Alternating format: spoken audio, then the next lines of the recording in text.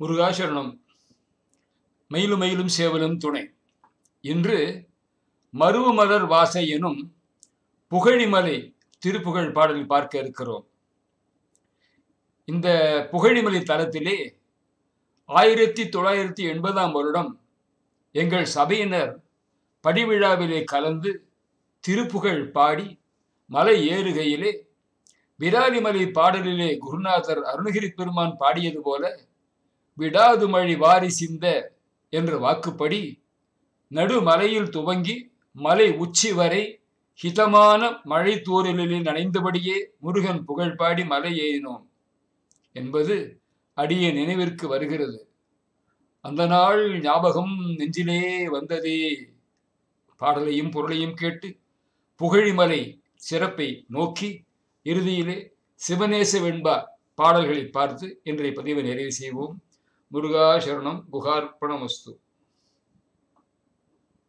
மருவு மலர் பாசமுரு குழலினால் பரிவிழியினால் பதியாலும் மருவு மலர் பாசமுரு குழலினால் பரிவிழியினாலும் மதியாலும் மலையின் நிகரான இளமுலைகளால் மயல்கள் தருமாத பகையாலும்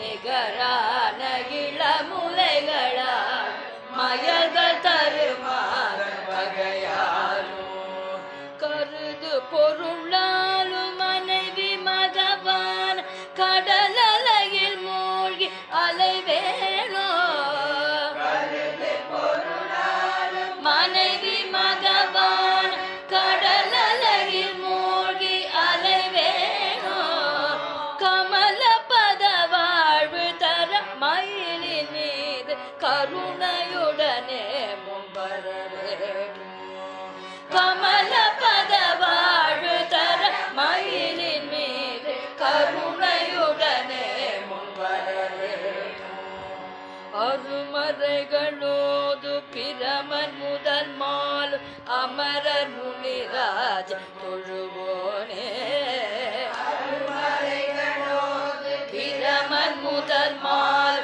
அமரர் முனிராஜ் தொழுவோனே அகில தலம்போது நதி மருவு சோல் அழகு பெருபோக பழநாடா அகில தலம்போது நதி மருவு சோல் அழகு பெருபோக பழநாடா பொறுத்தவரு சூரகிரி உருவவார் புனல் சுவர வேல எரிவோனே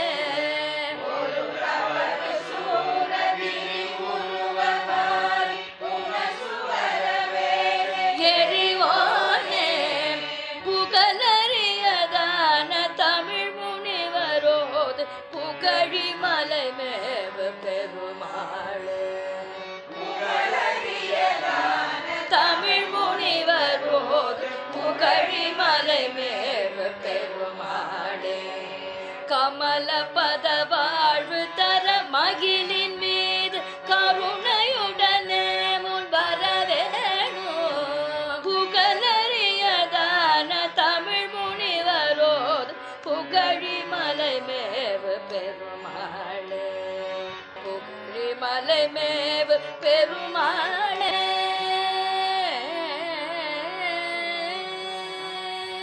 மருவுமலர் வாசமொரு குழலினாலும் வரிவிழியினாலும் மதியாலும் மலையின் நிகரான இளமுலைகளாலும் மயல்கள் தரும் மாதர் வகையாலும் பொருந்திய மலரின் நறுமணம் கொண்ட கூந்தலாலும் ரேகைகள் கொண்ட கண்ணாலும் திங்கள் போன்ற முகத்தாலும் இப்படி இருக்கக்கூடிய பெண்களின் இனத்தாலும் கருது பொருளாலும் மனைவி மகவான கடல் அலையில் மூழ்கி அலைவேனோ வேண்டியது என்று எண்ணப்படும் பொருளாலும் மனைவி குழந்தை என்கின்ற கடல் அலையிலே நான் மூழ்கி அலைவேனோ கமல பத வாழ்வு தர மயிலின் மீது கருணையுடனே முன் வரவேணும் தாமரையென்ன உனது திருவடி வாழ்வை அடியேனுக்கு தர மயில் மீது கருணையுடனே அடியேன் முன் வரவேண்டும் அருமறைகள் ஓது பிரமன் முதல் மாலும் அமரர் முனிராஜர் தொழுவோனே அரிய வேதங்கள் ஓதும் பிரம்மன் முதலாக திருமாலும் தேவர்களும் முனிவேந்தர்களும் தொழுபவனே.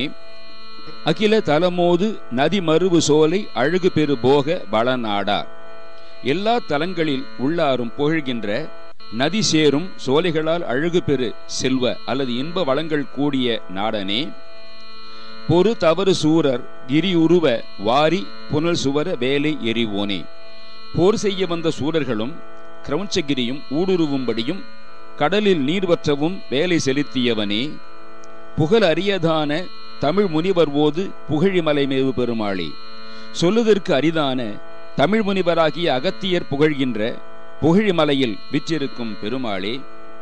தாமரை என்னும் உனது திருவடி வாழ்வை அடியேனுக்கு தர மயில் மீது கருணையுடனே அடியேன் முன் வரவேண்டும். முருகா சரணம். புகழிமலை திருப்புகழ் பாடலை கேட்டும் அந்த திருக்கோயிலை பற்றி பார்ப்போம். புகழிமலை முருகன் கோவில் கரூர் மாவட்டம் வேலாயுதம்பாளையத்தில் அமைந்திருக்கிறது. காவிரி ஆற்றங்கரையின் தென்பகுதியில் உள்ள 6 கிராமங்களுக்கு சொந்தமாக இருப்பதால் புகழிமலை 6 நாட்டார் மலை என்ற சிறப்பினை பெற்றதாக கருதப்படுகிறது. கிபி 2ஆம் நூற்றாண்டு இக்கோயிலுக்கான நிலத்தை அப்போதைய சேர மன்னர் நந்திவர்மன் வழங்கிய போது இக்கோயில் கட்டப்பட்டது என்கிறார்கள். கரூரிலிருந்து 16 கிலோமீட்டர் தொலைவில் உள்ள புகழூரிலிருந்து 4 கிலோமீட்டர் தொலைவில் 315 படிக்கட்டுகள் கொண்ட மலை மீது அமைந்திருக்கிறது இந்த திருக்கோயில். வேலாயுத வழிபாடே வேலன் வழிபாடாகி பின்னர் உருவுடைய முருகனை நிலையில் வழிபடும் வழக்கமாக மாறி இருக்கிறது. வேர் ஊன்றிய இம்மலை மற்றும் அமைந்துள்ள ஊர் வேலாயுதம்பாளையம் என பெறுகிறது. மலையின் அடிவாரத்தில் விநாயகர் சன்னதி இருக்கிறது.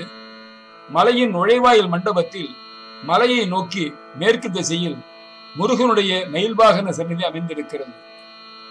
மலை காவல் ஐயனாருக்கு என தனி சன்னதி உள்ளது.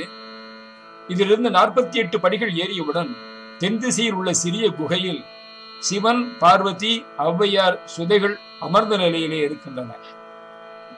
இவற்றின் அருகில் கிழக்கு திசையை நோக்கி 7 கன்னிமார்கள் சன்னதி இருக்கிறது. கடும் தபத்தில் இருக்கும் சுதையாலான அகஸ்தியரின் சிலையை தரிசிக்கலாம். மேலும் 14 படிகள் ஏறினால் வடதிசை பார்த்த இடும்பன் சன்னதி இருக்கிறது. தொடர்ந்து ஏறினால் கிழக்கு திசையிலே அமைந்துள்ள மூலஸ்தானத்துக்குள் நுழையலாம். மூலஸ்தானம் முன்பு மகாமண்டபம் இருக்கிறது. அங்கே பாலசுப்பிரமணிய சுவாமி ஒரு கையில் வேலும் மற்றொரு கையில் சேவல் கொடியும் கொண்டு நின்ற கோலத்திலே அருள் வருகிறார்.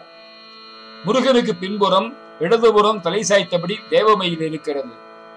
வஜ்ரம், சக்தி ஆகிய படைக்கலன்களையும் அபயம், வரதம் ஆகிய 4 கரங்களுடன் பாலசுப்பிரமணியராக கருவறை கடவுள் காட்சி நல்குகிறார்.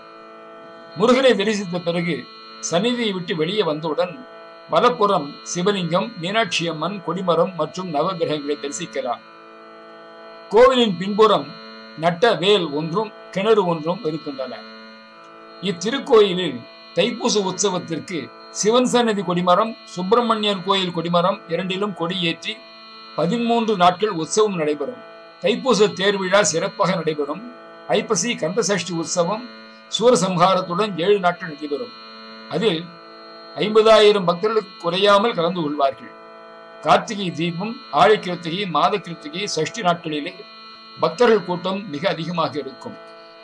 தீபாவளி, பொங்கல், தமிழ், ஆங்கில வருட பிறப்பின் பொழுதும் கோயிலில் பக்தர்கள் வருகை அதிகமாக இருக்கும்.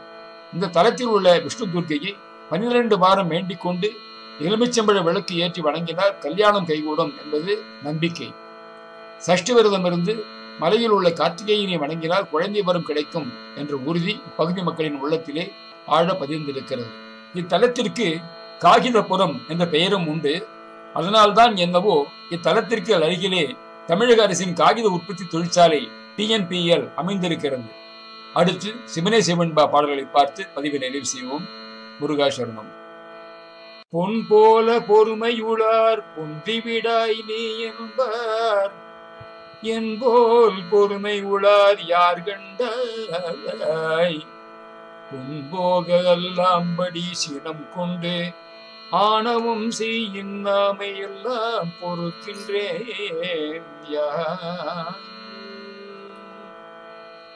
பொன்னை போல பொறுமை உடையவர் மனத்தினை விட்டு நீ ஒரு காலம் நீங்காய் என்று அறிந்தோர் சொல்லுகிறார்கள். என்னை போல பொறுமை உடையவரும் வேறு யாவர் இருக்கின்றார்கள்? எங்கனமெனில் புல்லிய போகங்களை வல்லவாறு நுகர்ந்து சினத்துடன் ஆணவமாகிய மலையிருள் செய்யும் துன்பம் அனைத்தையும் நான் பொறுக்கின்றேன் என்றோ. ஆகவே எண்ணின் நீங்காதிருக்க வேண்டுகிறேன் என்று பாடியிருக்கிறார். பொறுமையுள்ளார் புவியாழ்வர் போகம் பெறுவர் என்பார்கள். சமய நிற்போர் பொறுமை நிறைந்தவர் உள்ளத்திலே இறைவன் இருந்தருள்வான் என்று கூறுவார்கள். அது உண்மை உரையாயின் நானும் மிக்க பொறுமை உடையவன், ஆதலால் என் மனத்திலும் நீ எழுந்தருள வேண்டும் என்று தெரிவிக்கின்ற வடலூர் வள்ளல் பெருமான் தமது பொறுமையை விளக்குகின்றார். உலக வாழ்வு தரும் போகம் துன்பம் பயக்கும் பொன்மை உடையதாயினும் யான் அதனை வல்லவாறு நுகர்கின்றேன். மிக்க சினம் கொண்டு ஆணவம் செய்யும் இன்னாமைகளை ஏற்று பொறுக்கின்றேன். என் பொறுமை பொன்னிலும் மேம்பட்டது. இத்துறையிலே என்னை போல் பொறுமை உடையவர் யாரும் இல்லை, என்னுள் எழுந்தருள்க என வேண்டுகின்றார். எத்தனை முறை காய்ச்சி எப்படி அடிக்கினும் நிறமும் ஒளியும் கெடாதமை பற்றி பொறுமைக்கு எல்லையாக பொன்னை கூறுகின்றார்கள். அதனால் பொன்போல் பொறுமை உளார் என்றும் அவர் சிந்தையை இடமாக கோடலால் குந்திவிடாய் நீ என்பார் என்றும் ஏம்புகிறார். பொறுக்கலாகாத கீழ்மைப்பட்ட போகத்தை புன்போகம் எனவும் தன் வன்மை முற்றும் செலுத்தி பொறுத்து வல்லவாறு நுகருமாறு புலப்பட வல்லாம்படி எனவும் இசைக்கின்றார். வல்லவாம்படி என்பதை வல்லாம்படி என்று கூறுகிறார். ஆணவ மலம் துன்பம் விளைவிப்பதை சினந்து செய்வது போல கூறுவது இலக்கணை. எனது நீங்கா இருப்புக்கு பொறுமை காரணமாயின் என்பாலும் அது இருத்தலால் என்னை விட்டு நீங்காமை வேண்டும் என்பது குறிப்பு. இதனால் ஆணவத்தின் பொறுக்கலாகாத தீமை கூறி அது நீக்கத்துக்கு என்னோடு உடனிருந்து அருளல் வேண்டும் என்று வேண்டியிருக்கிறார். 53வது பாடல். முன்மனத்தில் சுந்தரரை முன்வடிவில் கொண்டது போல் என் மனத்தில் நீ வந்திடாவிடினும் நின் கணத்தில் ஒன்றும் ஒரு கணம் வந்துற்றழைக்கில் செய்ததென்று என்றும் ஒரு மனம் செய்வேன். நின் கணத்தில் ஒன்றும் ஒரு கணம் வந்துற்றழைக்கில் செய்ததன்று என்றும் ஒரு மனம் செய்வேன்.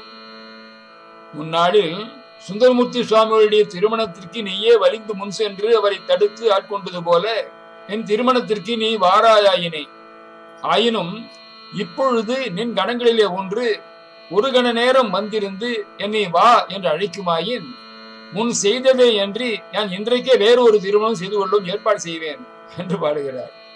சுந்தரமூர்த்தி சுவாமிகளை திருமண காலத்தில் தடுத்து ஆட்கொண்ட வரலாற்றை வடலூர் அடிகளார் நினைக்கின்றார்.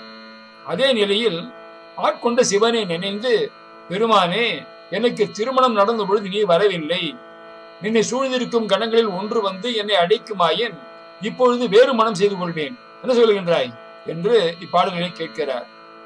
இறைவனால் தடுத்து ஆட்கொள்ளப்படுவது பெரியதொரு சிறப்பு என்பது வள்ளல் பெருமான் கருத்து.